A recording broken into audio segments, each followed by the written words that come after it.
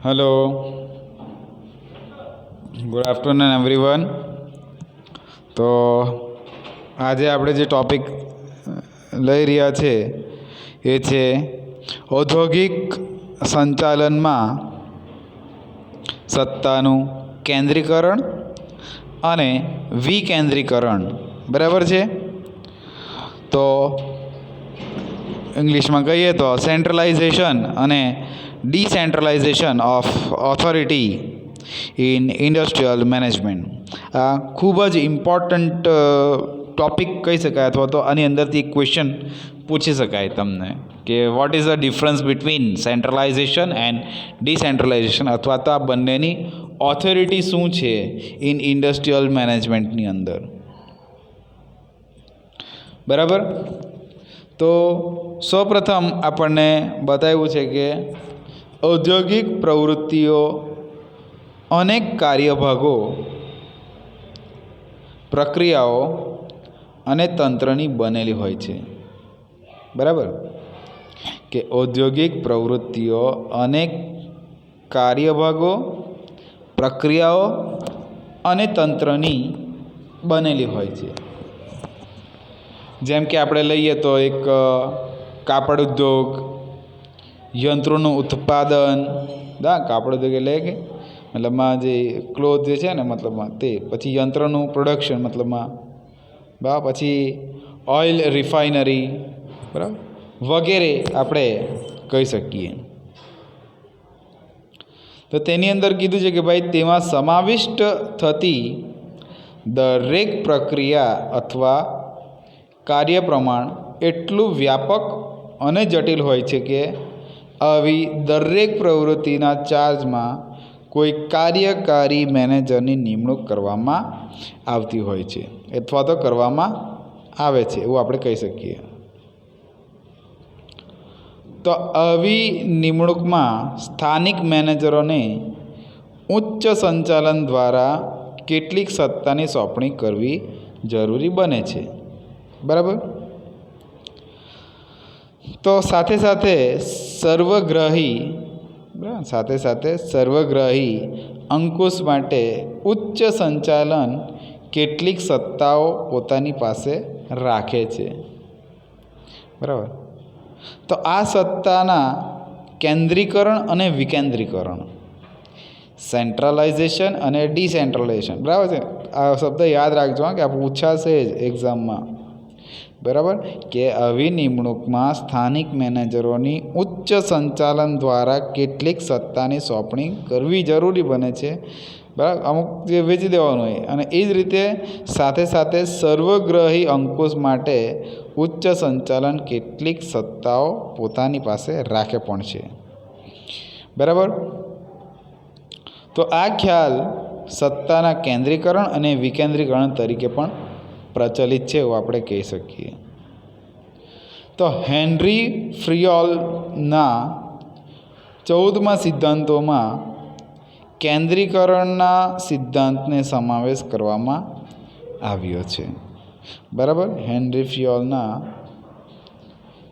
14મા સિદ્ધાંતમાં કેન્દ્રીકરણના સિદ્ધાંતનો સમાવેશ કરવામાં આવ્યો છે। બરાબર। તો આની અંદર સૌપ્રથમ આપણને કીધું છે કે સત્તાના કેન્દ્રીકરણમાં નિર્ણયો કરવાની, એ જ રીતે સાધનો ફાળવવાની અને હુકુમો આપવાની તમામે તમામ સત્તા કોની હોય તો ઉચ્ચ કક્ષાએ કેન્દ્રિત કરવામાં આવે છે। બરાબર, એ જે બધી સત્તાઓ છે ને તે ઉચ્ચ કેન્દ્રિત કક્ષાએ કરવામાં આવે છે એવું આપણે કહી શકીએ। બરાબર। તો જ્યારે સત્તાના વિકેન્દ્રીકરણથી કેટલીક સત્તાઓનો દોર નિમ્ન સપાટીએ તબદીલ કરવામાં આવે છે। આમાં શું છે કે કેન્દ્રીકરણ ને વિકેન્દ્રીકરણ, બરાબર, એટલે સેન્ટ્રલાઇઝેશન અને ડિસેન્ટ્રલાઇઝેશનની વાત કરીએ તો જ્યારે મતલબ વિકેન્દ્રીકરણથી શું થાય તો કેટલીક સત્તાઓને નિમ્ન સપાટીએ તબદીલ, બરાબર, કે ભાઈ હવે આ ભાઈ કામ વેચી દો, હવે આ તમે એક મતલબ બધું એકસાથે નહીં થતું હોય તો એ કામની વહેંચણી કરી દેતા હોય ને, તો એ જ રીતે આપણે એને પણ આપણે જણાવી શકીએ કે જ્યારે સત્તાના વિકેન્દ્રણથી કેટલીક સત્તાઓનો દોર શું થાય તો નિમ્ન સપાટીને તબદીલ કરવામાં આવે છે. તો સત્તાની સોંપણી સત્તાના વિકેન્દ્રીકરણમાં પરિણમે છે. તેમજ શું થાય કે ભાઈ સત્તાનું કેન્દ્રીકરણ અને વિકેન્દ્રીકરણ પરસ્પર વિરોધી ઘટનાઓ છે. એ તો સીધું આપણને ખ્યાલ જ આવે છે, બરાબર. એ તો આપણે સીધું સમજી જ શકીએ છીએ. તો જેનું મૂલ્યાંકન હવે નીચે પ્રમાણે આપણને આપ્યું છે. ક્લિયર? તો સૌપ્રથમ આપણને બતાવ્યું છે કે સત્તાના કેન્દ્રીકરણના લાભ અથવા તો તેનું મહત્ત્વ શું હોય છે, બરાબર. તો advantage or importance of centralisation of authorities એવું આપણે કહી શકીએ. એટલે પહેલાં આપણે સેન્ટ્રલાઇઝનું જોઈ લઈએ, પછી મતલબમાં ડિસેન્ટ્રલાઇઝનું જોઈએ, બરાબર. તો એના લાભની વાત કરીએ તો એણે કીધું છે કે બધા જ નિર્ણયો એક જ કેન્દ્રિત કક્ષાએથી લેવાતા હોવાથી નિર્ણયની એક સૂત્રતા જાળવી શકાય છે. એટલે તો કે આપણે સેન્ટ્રલાઇઝ હોય ને તો કેવું કે ભાઈ આપણને એક નિર્ણય કહી દીધો કે ભાઈ આ કરવાનું છે, બરાબર. એટલે એક થઈ જ જાય, બધાને લાગુ પાડી જાય, બરાબર છે. એવું આપણે કહી શકીએ ને કે બધા જ નિર્ણયો એક જ કેન્દ્રિત કક્ષાએથી લેવાતા હોવાથી તે નિર્ણયની એક સૂત્રતા જાળવી શકાય છે. ધારો કે આપણા પ્રધાનમંત્રી નરેન્દ્ર મોદીએ કીધું હોય કે લોકડાઉન થવું જોઈએ 23 તારીખથી, તો થઈ જ જઈએ, બરાબર છે ને. એક સૂત્રતામાં હોય, બરાબર છે. એ જ રીતે વાત કરીએ તો નિર્ણયો ઉચ્ચ કક્ષાએથી થતા હોવાથી, નિર્ણયો જે કંઈ પણ થતા હોય તો તે મતલબમાં કેવા તે ઉચ્ચ કક્ષાએ થતા હોય, બરાબર.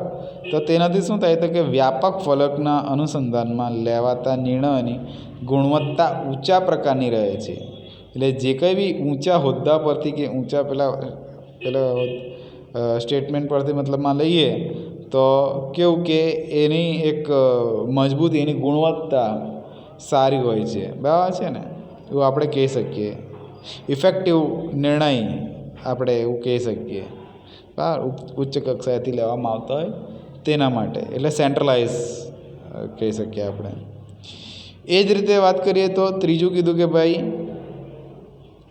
સાધનોનું બેવડીકરણ અને તેમાંથી થતો બગાડ અટકાવી શકીએ, બરાબર. સાધનોનું જે બેવડીકરણ થતું હતું ને તે આપણે સીધું આની અંદર અટકાવી શકીએ સેન્ટ્રલાઇઝ હોય તો, બરાબર. એ જ રીતે આયોજન, પછી વાત કરીએ તો દોરવણી અને અંકુશ કાર્યનું અસરકારક સંકલન થઈ શકે છે, બરાબર. આયોજન, દોરવણી અને અંકુશ કાર્યનું અસરકારક સંકલન થઈ શકે છે, બરાબર. તો તે જ રીતે મતલબમાં આપણને કીધું કે ભાઈ વિવિધ વિભાગો વચ્ચે, બરાબર, વિવિધ વિભાગો વચ્ચે થતા કાર્યોની અસરકારકતા જળવાય છે. વિવિધ વિભાગો વચ્ચે થતા કાર્યોની અસરકારકતા જળવાય છે. અને એ જ રીતે મતલબમાં આપણે વાત કરીએ તો વિવિધ વિભાગો વચ્ચે થતા પ્રયત્નોને, બરાબર ને, વિવિધ વિભાગો વચ્ચે થતા પ્રયત્નને સંકલન દ્વારા એકમના મુખ્ય ધ્યેય સાથે સુસંગત બનાવાય છે, બરાબર ને. એટલે આપણે કહી શકીએ કે ભાઈ વિવિધ વિભાગો વચ્ચે થતા કાર્યોની અસરકારકતા જળવાય છે અને વિવિધ વિભાગો વચ્ચે થતા પ્રયત્નને સંકલન દ્વારા એકમના મુખ્ય ધ્યેય સાથે સુસંગત બનાવાય છે, એવું આપણે કહી શકીએ. ને તે જ પ્રમાણે વાત કરીએ તો તેનું વિકેન્દ્રીકરણ, એટલે કે વિકેન્દ્રિત પરિસ્થિતિમાં જોવા મળતું ચુસ્તપણું અને અપરિવર્તનશીલતાનો અહીં અભાવ જોવા મળે છે. અપરિવર્તનશીલતા રહેતી નથી, એટલે વિકેન્દ્રિત પરિસ્થિતિ જોવા મળતી હોય છે, ચુસ્તપણ, એવું આપણે કહે છે. તો આ બધા લાભો છે, બરાબર. તો અલાભ એટલે કે ડિસએડવાન્ટેજ જોઈએ સેન્ટ્રલાઇઝના. તો એની અંદર એક જ વસ્તુ કીધી છે કે કેન્દ્રીકરણ અને વિકેન્દ્રીકરણ એ પરસ્પર એક તો વિરોધી ઘટનાઓ હોવાથી નીચે દર્શાવેલ વિકેન્દ્રીકરણના લાભ એ કેન્દ્રીકરણના અલાભ બની જાય. બરાબર. જે આના ડિસએડવાન્ટેજ થવાના સેન્ટ્રલાઇઝના તે પેલા ડિસેન્ટ્રલાઇઝના જે સેન્ટ્રલાઇઝના મતલબમાં ડિસએડવાન્ટેજ જે થવાના ને તે ડિસેન્ટ્રલાઇઝના એડવાન્ટેજ થઈ જશે. બરાબર, એવું આપણે કહી શકીએ. ક્લિયર? એટલા માટે આપણે અહીંયા વાત કરીએ, બરાબર, તો વિકેન્દ્રીકરણના લાભ એટલે કે ડિસએડવાન્ટેજ ઓફ સેન્ટ્રલાઇઝેશન. બરાબર. તો એની અંદર એક પ્રશ્ન પૂછેલો જ છે, જો 2015, 2016, 2017 બધામાં પૂછેલો છે કે ઉદ્યોગમાં સત્તાના વિકેન્દ્રીકરણના લાભ જણાવો. તો વિકેન્દ્રીકરણથી થાય શું? તો સૌપ્રથમ આપણને કીધું છે કે એક તો ઉપરી અધિકારીના કાર્યભાર અને સંપર્ક સંખ્યામાં ઘટાડો થતાં તેઓ મહત્ત્વના કાર્ય પર ધ્યાન આપી શકે છે. બાકી કે ઉપરથી ઓર્ડર આવ્યો છે એટલે આપણે આ કામ કરવાનું, એવું જ થાય ને, બરાબર છે ને? પણ આમાં કેવું, એ કાર્ય ઉપરથી ઓર્ડર આવ્યો છે એવું માનવું જ નહીં હોય તો આપણે શું કરીએ કે ભાઈ ઉપરી અધિકારીના કાર્યભાર અને સંપર્ક સંખ્યામાં ઘટાડો થાય તો તેના જે પોતાના મહત્ત્વના કાર્યો જે છે ને તે એના પર વધારે ધ્યાન આપી શકીએ, એવું આપણે કહી શકીએ ને. બરાબર. ત્યારબાદ વાત કરીએ તો સત્તાની સોંપણીને કારણે નિમ્ન કક્ષાના તાબેદારોના, બરાબર, સત્તાની સોંપણીને કારણે નિમ્ન કક્ષાના તાબેદારોમાં નિર્ણયો કરવાની કૌશલ્યમાં વધારો થાય છે. બરાબર છે. કોઈ નિર્ણય થોપી નથી જવાનો, એ પોતાનો નિર્ણય લઈ શકે. બરાબર છે, એવું હોઈ શકે. બરાબર. ડિસેન્ટ્રલાઇઝેશનમાં કે સત્તાની સોંપણીને કારણે નિમ્ન કક્ષાના તાબેદારોમાં નિર્ણય કરવાના કૌશલ્યમાં વધારો થાય અને તેઓ સંચાલનના ઉચ્ચ હોદ્દાઓ પર પહોંચવાની ક્ષમતા કેળવી શકે. ધીમે ધીમે પછી એને આવડતું જાય તેમ તેમ આગળ વધતો જાય, એવું આપણે કહી શકીએ ને. બરાબર. તો નિમ્ન કક્ષાના કર્મચારીમાં રહેલી મૌલિકતા અને સર્જનાત્મક શક્તિઓ એકમને લાભ આપતા હોય છે અથવા તો એકમને લાભ મળે છે. બરાબર. એ જ રીતે નિમ્ન કક્ષાના કર્મચારીઓના જુસ્સામાં એટલે કે એનું મોરલ વધારવાનું, બરાબર, અને પરિણામે ઉત્પાદકતા પણ વધે જ છે ને. મોરલ જેવું વધે તેવું ઉત્પાદન બી વધે આમ. બરાબર. તો સત્તાના વિકેન્દ્રીકરણના કારણે સ્થાનિક કક્ષાના મેનેજરો અને યુનિટ સંચાલકો સ્થાનિક સાધનોનો લાભ લઈ શકે છે અને તત્કાલીન ઉદ્ભવતી ધંધાકીય તકોનો સમયસર લાભ ઉઠાવી શકે. રાહ નહીં જોવી પડે કે ભાઈ પેલા કહેશે ને આપણે કરશું એમ. ખ્યાલ આવે છે? બરાબર.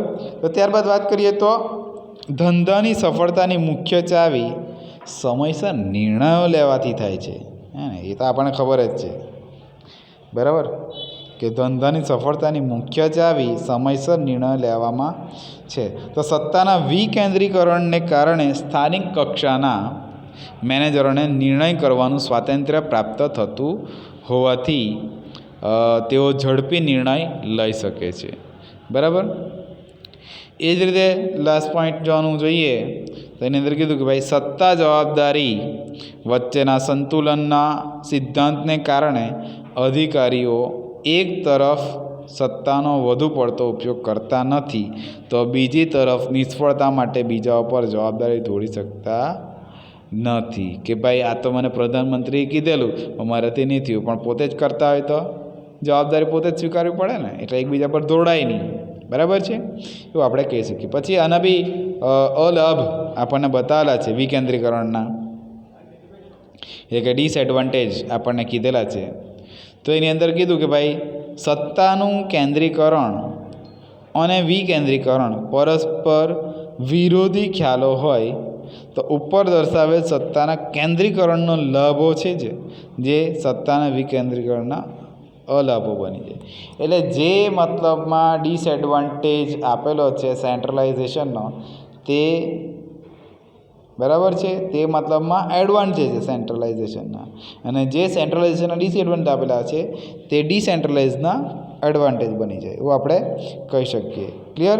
તો આની અંદર તમને કોઈ ડિફરન્સ પૂછે તો પણ તમને આવડી જવા જોઈએ, બરાબર. કે write a difference between or state the difference between centralisation and decentralisation, બરાબર છે, ઓફ ઓથોરિટીઝ, એવું તમને પૂછી શકે છે ક્વેશ્ચન. ક્લિયર? તો અહીંયા આપણું આ જે ચેપ્ટર છે, બરાબર છે, ઓર્ગેનાઇઝેશનવાળું, એ અહીંયા પૂરું થાય છે, બરાબર, વ્યવસ્થા તંત્રવાળું. ક્લિયર? Thank you.